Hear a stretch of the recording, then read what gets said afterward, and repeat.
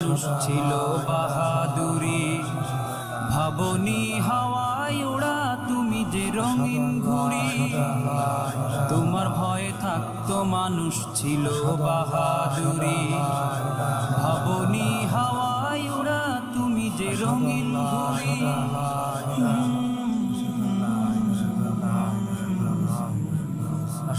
সুতোয় টান দিলে মালি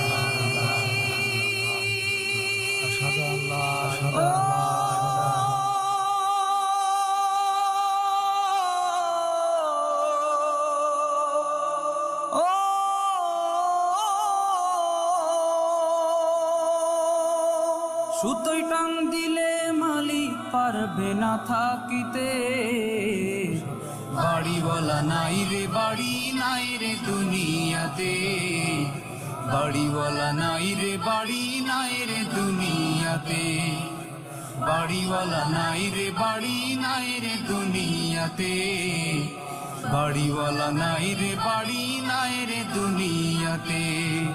বাড়ি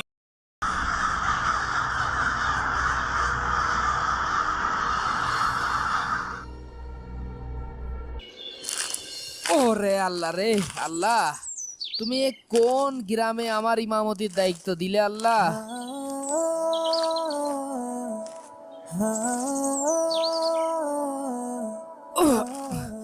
ওরে বাবা রে, রাস্তাঘাটও ঠিকঠাক নেই, কি অবস্থা! এ তো জঙ্গল হয়ে রয়েছে। মসজিদের আশেপাশে কেউ সাফ করে না নাকি?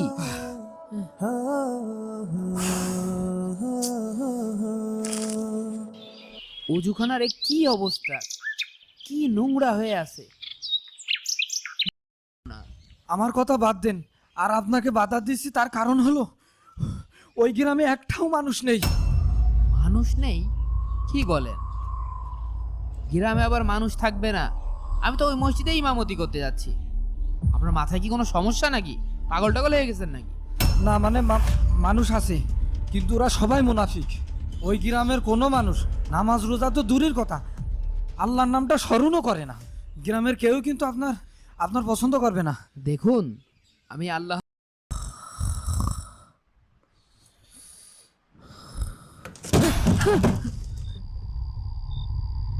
কি মসজিদের চালে কেমন হচ্ছে ঢিল মারলো।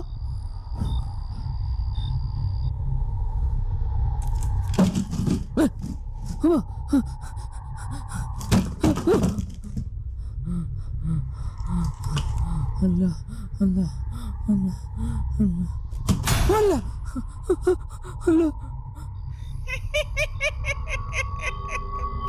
তুই নামাজ পড়বি? কে? দাঁড়া, আমি তোর মজা দেখাচ্ছি। বাইরে কে? হ্যাঁ, কে হাসছে ওখানে? হ্যাঁ, এই কে? কি হাসতে হাসতে আবার কাঁদছে? আল্লাহ আল্লাহ। যত যাই হোক, আমাকে ভয় পেলে চলবে না। আমি এক কাজ করি, খেদা মুড়ি দিয়ে শুয়ে পড়ি।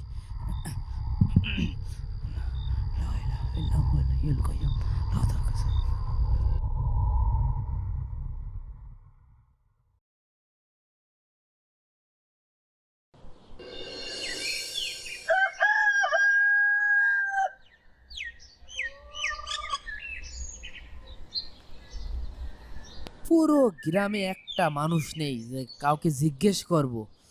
কাউকে তো দেখছি না। হ্যাঁ, এই ছেলে, এদিকে আসো। কি যা? আমি? হ্যাঁ হ্যাঁ, তুমি তুমি এদিকে আসো। না না, আমি আর এই গ্রামে বসবাস করতে পারেন। আপনার মাথা ঠিক আছে? আপনি জানেন ওই গ্রামে আমাদের সাথে কি কি ঘটেছে? আমরা ঘুমাতে পারছি না, আমরা খেতে পারছি না, আমরা ঠিকমতো কাজ করতে পারছি না, সব সময় যেন একটা আতঙ্কের মতো। আর বেশি দূর নেই। ভাই আমি চিনি না, কিন্তু আপনি কিন্তু একদম মসজিদের সামনে নামাই দেবেন।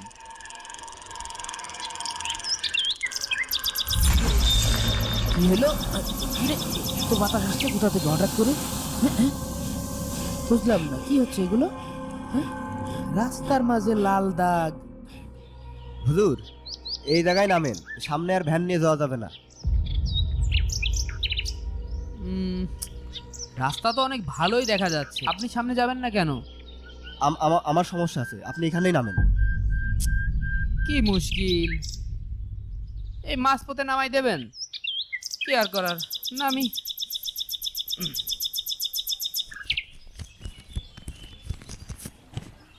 এ নেন আপনার ভাড়া।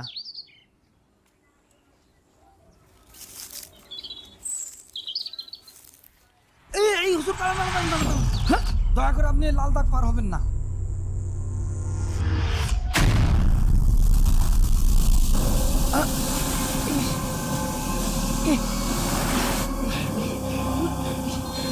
মাথা আসছে কোথা থেকে?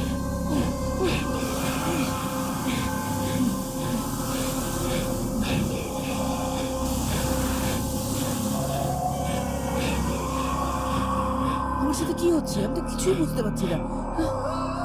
এই লোকটা আবার কে?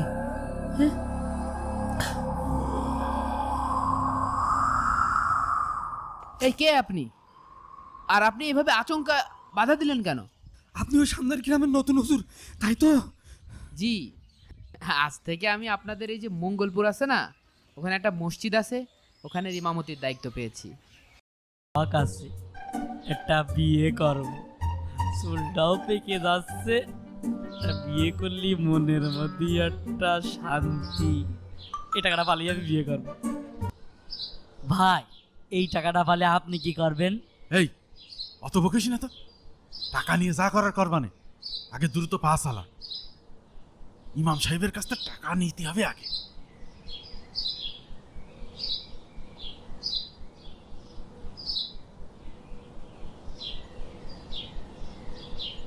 ইমাম সাহেব, ইমাম সাহেব, ইমাম সাহেব মসজিদে আছেন? আমরা সবাই আসলাম, ওই আমাকে সে নামাজ কালাম পড়ে যে 1 লাখ টাকা দিতে চাইলেন, সেই টাকাটা নীতি কই আপনি? কি রে ইমাম সাহেব কই? ভাই, তাহলে আপনারা এখানে দাঁড়ান, আমি ভিতরে যে দেখে আসি ইমাম সাহেব আছে নাকি। ইমাম সাহেব, ও ইমাম সাহেব, ভিতরে আছেন নাকি? হ্যাঁ, ইমাম সাহেব! এই ও সিল্লে উঠলো কে? চল দেন ভিতরে যে দেখে আসি। চল চল চল চল চল।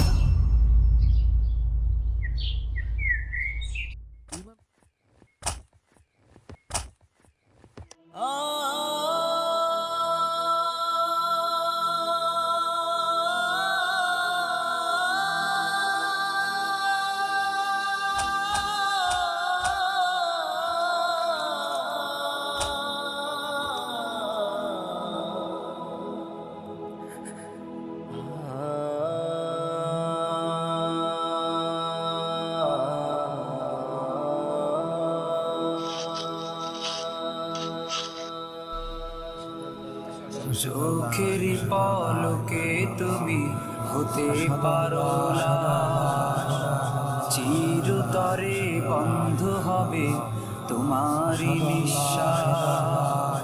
চোখের পলকে তুমি হতে পারো লাশ, চিরতরে বন্ধ হবে তোমারই নিঃশ্বাস। হবে আলাম তোমারই নাম মসজিদের মাইকে, হবে আলাম তোমারই নাম মসজিদের মাইকে। বাড়িওয়ালা নাই রে বাড়ি নাই রে দুনিয়াতে, বাড়িওয়ালা নাই রে বাড়ি নাই রে দুনিয়াতে, বাড়িওয়ালা নাই রে বাড়ি নাই রে দুনিয়াতে, বাড়িওয়ালা নাই রে বাড়ি নাই রে দুনিয়াতে। বাড়িওয়ালা নাই রে বাড়ি।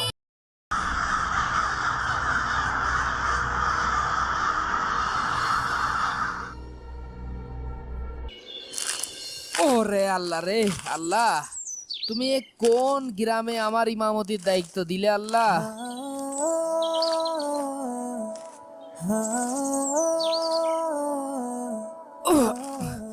ওরে বাবা রে, রাস্তাঘাটও ঠিকঠাক নেই, কি অবস্থা!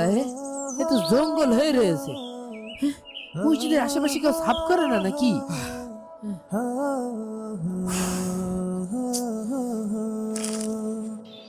অজুখানার এ কি অবস্থা, কি নোংরা হয়ে আছে! দুর্গানারায়ণপুর গ্রাম এখন ইসলামপুর গ্রামে পরিণত হয়েছে। ভাইস্তে, হুজুরের কথায় ধার আছে। আমার বিশ্বাস আছে হুজুর সবকিছু ঠিক করে দিতে পারবে। আর তোমার চাষিদাও বাড়ি রয়েছে। ও আমি বুঝতে পারিছি, আমার বোঝা হয়ে গেছো। কি ভাইস্তে? তুমি চাষি চাষি করতে করতেই মরবা।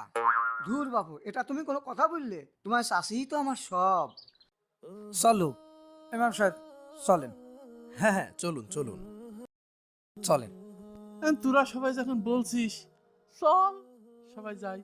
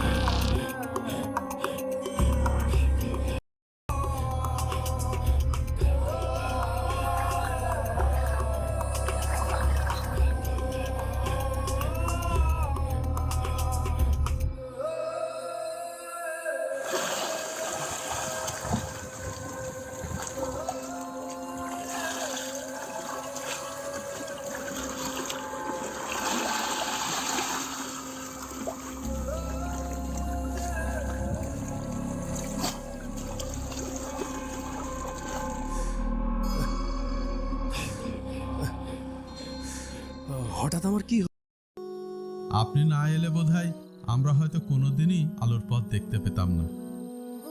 আমি শুধু একটা উসিলা ছিলাম। আসল পরিবর্তন তো এনেছেন আপনারা নিজেরাই, আল্লাহর ভয়ের মাধ্যমে। আমার কাজ এখানেই শেষ। এখন আপনাদের পথ দেখানোর জন্য নতুন ইমাম সাহেব আছেন, উনিই বাদবাকি জীবন এখানে ইমামতি করবেন। আল্লাহ বলেছেন, নিশ্চয়ই আল্লাহ কোনো জাতির অবস্থা পরিবর্তন করেন না যতক্ষণ না তারা নিজেদের অবস্থা নিজেরা পরিবর্তন করে। আপনারা আপনাদের ভেতরের লালসাকে জয় করেছেন। এখন থেকে এই মসজিদে টাকার জন্য নয়, আসবেন আল্লাহর সন্তুষ্টি আর মনের শান্তির জন্য।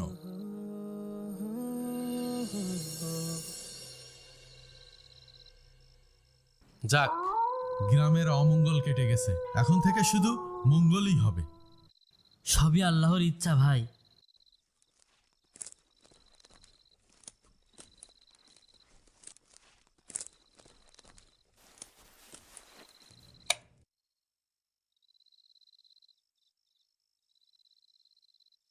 আল্লাহু আকবার, আল্লাহু আকবার,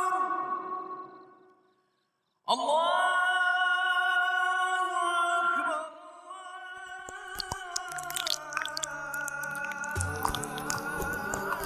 কি হলো ভাই, আপনি কনে গায়েব হয়ে গেলেন? এই আজানের সুরটা সে আগের মতোই লাগছে। এ যে হুজুরের আত্মা। এ কি, আমার গা মা ছেড়ে দিচ্ছে কে? আমার শরীর তো অবাস হয়ে আসছে, আমি তো নড়তে পারছি না। আল্লাহ, কি হলো আমার?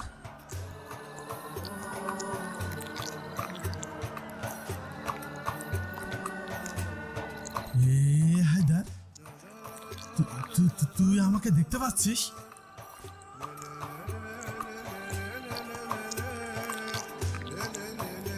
ভাই, আপনার শরীর?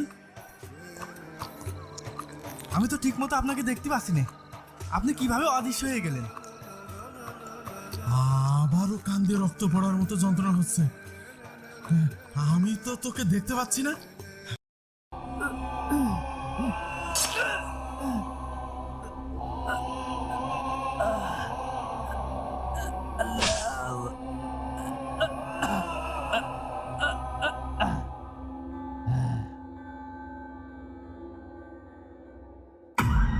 এই তুই আমার কি ভাবিছিস? আমি কি ভূত? এই তোর কি আমার ভূত মনে হয়? তোর তো ওই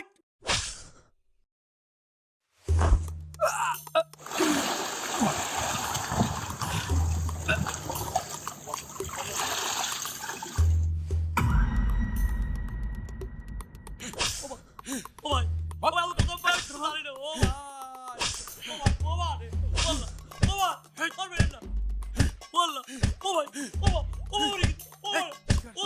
এই শিকার কর। এখনো সময় আছে, শিকার কর।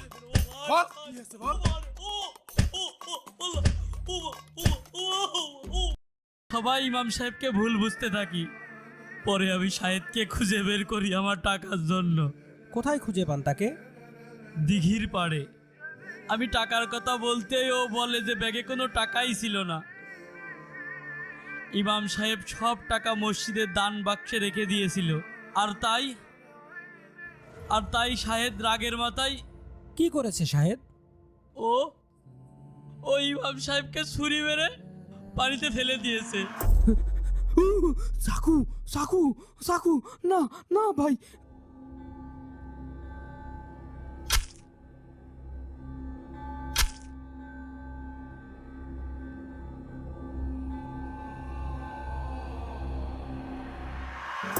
এ কথাও আমাকে বলেছে। কিন্তু ইমাম সাহেব তো আপনার সামনেই বসে আছেন। হ্যাঁ, ও আমাকে ছুরি মেরেছিল। ও ছুরির আঘাতে আমি মারাত্মক আহত অবস্থায় জ্ঞান হারাই ফেলি। আর যখন জ্ঞান ফেরে তখন দেখি আমি নদীর স্রোতে ভাসতে ভাসতে একটি গ্রামে চলে গেছি। সেখানকার মানুষ আমাকে বাঁচিয়ে তোলে।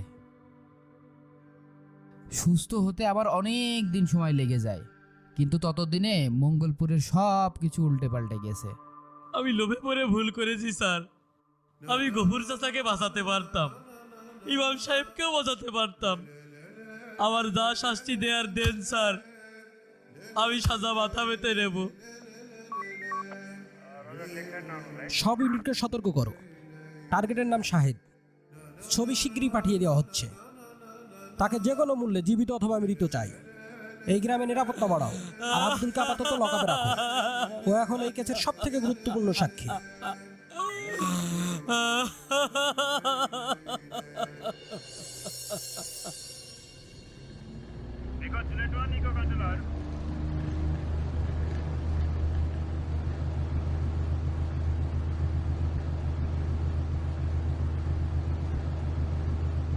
ওই শাহেদকে আমরা কোথায় গেলে পাবো? স্যার, ওই ইন্দারার পাড়ের কাছে গেলেই পাওয়া যাবে। এই ড্রাইভার, ইন্দারার পাড়ের দিকে চলো। জি স্যার, যাচ্ছি।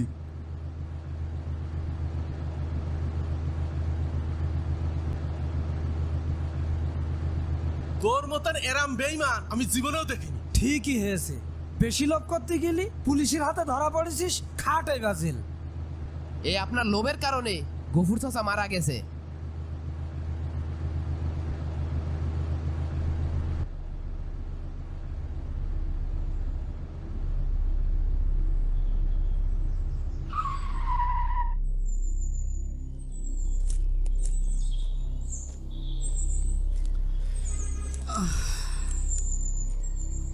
এখানে কোন দিকে যাব বলো? স্যার ওই দিকে স্যার। কোন দিক? এই দিক? ওই যে এই দিকে। হ্যাঁ, এই ও যেদিক যেতে বলে ওই দিকে চলো। এই আপনারা সাথে আসেন, যাও চলো চলো। এই যে ইন্দারা দিঘির পাড়, ওই জায়গায়। দ্রুত আসেন। হ্যাঁ হ্যাঁ স্যার, ওই যে এই দিকে সামনে আসেন। ওই যে ইন্দারার পাড়। এই আসেন, আপনারা আসেন। এই কোন যাচ্ছে এরা? আমিও তো বুঝতে পারছি না কোন যাচ্ছে। ওই জায়গায় বেশি থাকে ও। কোন দিকে? এইদিকে? ওই দিকে চলো। চলে আসি। দ্রুত চলো। আসেন আসেন, আপনারা আসেন। শাহেদকে আজকে ধরতেই হবে। বললাম তো, আর কত দূর? যাও ফাস্ট ফাস্ট। চলেন স্যার। এ হায়দা, এই শাহেদ কনেরে থাকে বেশি বেশি জানিস? এই তা আমি জানি, আমার কাছে শুনছিস কেন? ওই ইন্দারার পুকুরের পাড়ে বেশি থাকে। আল্লাহ, শাহেদ যেন ধরা পড়ে। আল্লাহ, কি যে হবে না আল্লাহ, বুঝতে পারছি না। আর কত দূর যাবো? দাঁড়ান, এইসব জায়গায় থাকে ও। শাহেদ খুব চালাক, সে এলাকা ছেড়ে পালিয়েছে। তাকে খুঁজে বের করা খুব কঠিন হয়ে যাচ্ছে। আমাদের কাছে আপনার স্বীকারোক্তি ছাড়া আর কোনো শক্ত প্রমাণ নেই। স্যার, আমি আমার ভুলের প্রায়শ্চিত্ত করতে চাই। শাহেদকে আমি চিনি। ও টাকার জন্য সব কিছু করতে পারে। ওর লোভই ওর দুর্বলতা। তুমি কি বলতে চাচ্ছ আব্দুল? ইমাম সাহেব, মসজিদের দান বাক্সে রাখা সে টাকাগুলো কি এখনো আছে? হ্যাঁ, আমি কাউকে ওই টাকাতে হাত দিতে দেইনি। স্যার, আমরা শাহেদকে ওই টাকার লোভ দেখিয়ে ধরতে পারি। আমি ওর পরিচিত একজনের মাধ্যমে খবর পাঠাবো যে আমি সেই টাকার সন্ধান পাইছি, এবং পুলিশের ঝামেলা থেকে বাঁচার জন্যই আমি ওই টাকা নিয়ে গ্রাম থেকে পালাতে চাই। টাকা ভাগাভাগি করার জন্য ওকে আমি এক জায়গায় দেখা করতে বলবো, ও ঠিকই আসবে। কিন্তু এটা আপনার জন্য ঝুঁকিপূর্ণ হতে পারে। শাহেদ আপনাকে সন্দেহ করলে আপনার ক্ষতিও করতে পারে। স্যার, আমার লোভের কারণেই গফুর চাচা মারা গিয়েছেন, ইমাম সাহেবকেও মরতে হয়েছে। যদিও তিনি বেঁচে ফিরেছেন, এই পাপের ভার আমি আর বইতে পারছি না। আমার জীবনের ঝুঁকি নিয়ে যদি আমি শাহিদকে ধরিয়ে দিতে পারি, তাহলে হয়তো আল্লাহ তাআলা আমাকে মাফ করবেন। আমি মনুষ্যত্বের কাছে আমার লোভকে হারাতে চাই।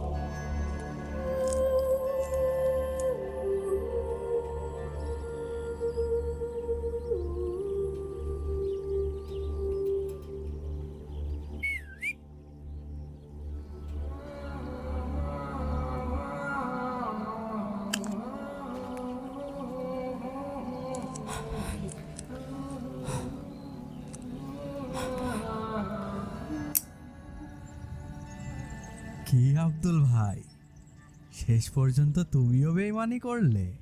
কি ভেবেছিলে একা একা সব টাকা নিয়ে পালাবে? আমি তোকে ভাগের জন্যই খবর পাঠাইছি। আয়, টাকাগুলো ভাগ করে ফেলি।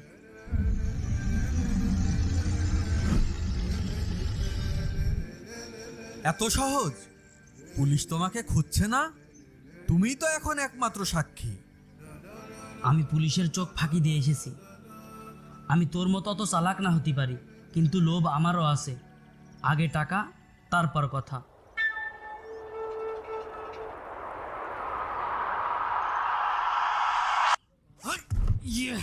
তোর লোভই তোকে আজ শেষ করে দিল শাহেদ। তোর আজকে শেষ দিন।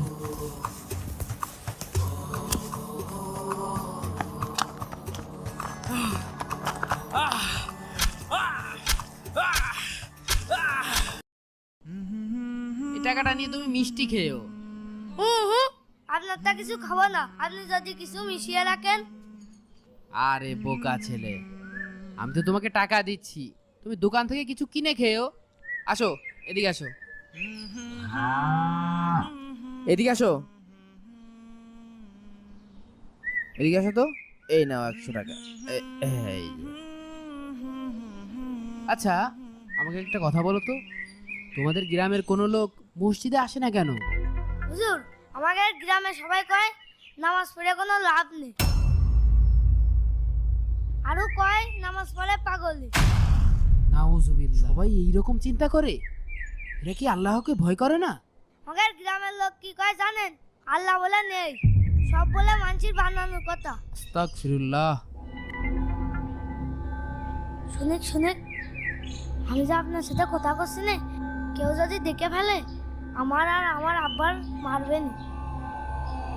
আচ্ছা ঠিক আছে, তুমি এখন যাও।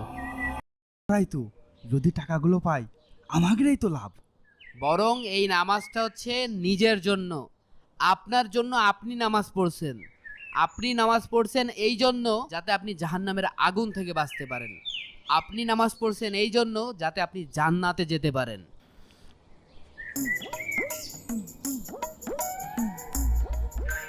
আমি যে মসজিদে একা একা যাচ্ছি, ছেলে ফেলে যদি দেখে ফেলে তাহলে তো মান সম্মানের ব্যাপার হোক। 1 মাস পর যদি 1 লাখ টাকা পাই তাহলে তো পুরাই বাম্পার। তাই নামাজে কেউ অবহেলা করবেন না। আল্লাহ তাআলা আপনাদের হায়াতে এবং রিজিকে বারাকা দান করুক। আরে মসজিদে এত স্যান্ডেল কে? তাহলে কি গ্রামে সবাই নামাজ পড়তে এসে?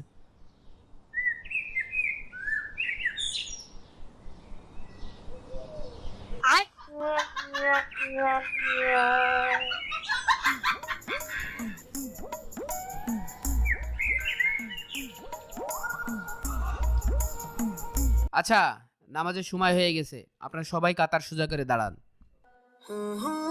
1 লক্ষ টাকার লোভে পুরো গ্রামবাসী নামাজ পড়তে আসে।